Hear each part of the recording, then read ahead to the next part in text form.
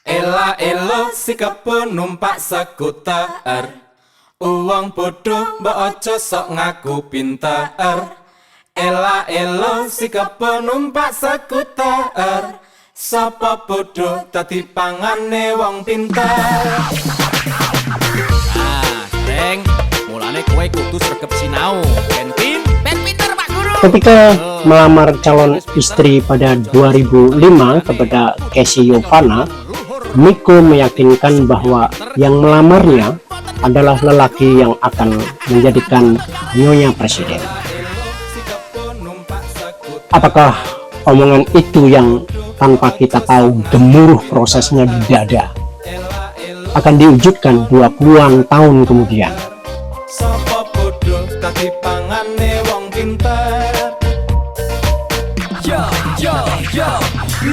Karena tidak ada yang tiba-tiba di dunia ini, apalagi dunia politik, wabil khusus politik Indonesia, kecuali tiba-tiba jatuh karena hilang kontrol yang disebabkan oleh serangan vertigo.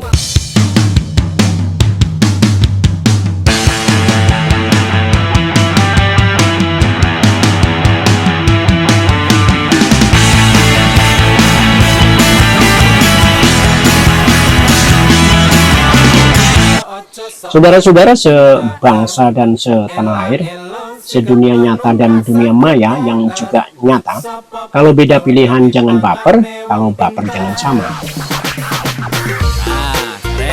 Bagi Miko yang berdarah-darah dan berbuih-buih di akhir Orde Soeharto Bau, mungkin ia menggenggam erat-erat bakat megaloman yang hampir menjangkiti para aktivis muda. Sejak dari kemudaan Castro, Che, Gaddafi, Zapata, Ben Bella, Tan, Mao, Soekarno, dan lain sebagainya. Dalam sebuah podcast dengan Alifur Rahman Asyari, Seaworld terbocorkan bahwa Miko ternyata punya tim ses sendiri. Tim ses apa? Entah. Mungkin untuk segala sesuatu yang menjadi prioritas Miko. Tim ses ini dalam pernyataan Alifur Rahman di kanal YouTube-nya pada Juni 2023 menanyakan pada pendiri Seaworld itu, bagaimana kalau Prabowo Miko? Sekali lagi, dalam hukum semesta tidak ada yang ujuk-ujuk. Yang ujuk-ujuk hanya ada di panggung Sri Mulat. Bahkan ketika Miko dalam podcastnya dengan Alifur Rahman menceritakan tentang dua anak ideologi Soekarno, yaitu yang bernama Megawati dan Miko. Bukankah Miko sendiri mengatakan ketika kelas 3 SD dia naksir Megawati dan ingin memacari anak Bung Karno itu? Miko ingin mengatakan ia terlahir sebagai politikus sejak kanak. Mungkin karena mantra soal sudah tertulis di Lauhul Mahfuz yang tidak teraba, tidak mudah dimengerti, sehingga bagi para pencari waktu bisa tersesat dalam waktu dan ruang, atau pecah kepala saking tak kuatnya tengkorak memahami, menahan saraf otak yang menggelembung tanpa kendali. Sementara para filsuf sering menyatakan bagaimana para pencari waktu berakhir dalam kesia-siaan waktu. Dalam antropologi politik sering terjabarkan bagaimana religiositas dan kuasa sering berkelindan untuk mendapatkan legitimasi masing-masing. Para sejarawan berupaya untuk memisahkan keduanya, namun senyampang itu tidak bisa meniadakan dua hal tersebut. Sama seperti sulitnya membuktikan adanya Tuhan dengan tiadanya Tuhan. Dongeng-dongeng kekuasaan kita juga dipenuhi kisah-kisah ajaib. Bagaimana Ken Arok harus mengatakan sebagai keturunan Dewa Brahma bisa terbang dengan 2 helai daun pal Atau bagaimana Joko Tingkir mesti menyumpali telinga Kebo Danu dengan tanah, juga mampu melompat kolam yang lebar sembari tetap dalam posisi bersila. Simbol-simbol yang kemudian juga diterjemahkan para pemimpi seterusnya dengan berbagai bias tafsirnya tentu saja, hingga sampai hari ini ketika legitimasi politik dibekukan dalam istilah relawan, bahkan relawan berbayar. Relawan menjadi menteri, mengapa tidak? Aktivis juga bisa menjadi presiden. Sistem dan mekanisme politik Indonesia yang elitis memungkinkan hal itu. Senyatanya Jokowi menjadi presiden acap dilihat dalam kontrasnya. Tukang mebel pun bisa jadi presiden. Lepas apakah Miko sedang testing the water atau tidak, ia sudah bertemu dengan Prabowo Subianto yang sebelumnya mewakili gambaran dua entitas. Meskipun Miko masih bermain aman dalam bahasa normatif, Miko juga pembaca buku, pembelajar yang baik. Di Kartanegara ia masih menyembunyikan diri di balik kata-kata. Ketika Dewan Kehormatan Partai memanggilnya, Miko masih bisa membungkus rapat apa yang ada dalam niatannya.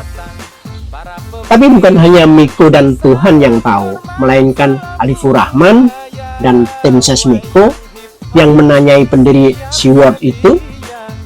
Mereka tak bisa kura-kura dalam tahu, apalagi dalam tempe.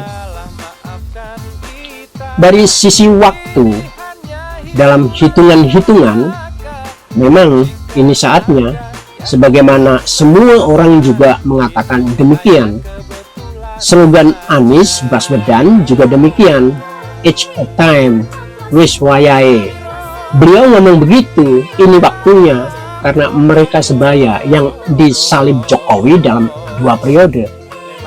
Sedang tahun depan 2029 atau katakan 2034, perjuangan tentu akan semakin berat, semakin sempit, karena muncul generasi baru seperti Gibran Rakabumi dan kawan-kawan yang mungkin dengan tesis atau perangkat baru yang makin tidak terpetakan.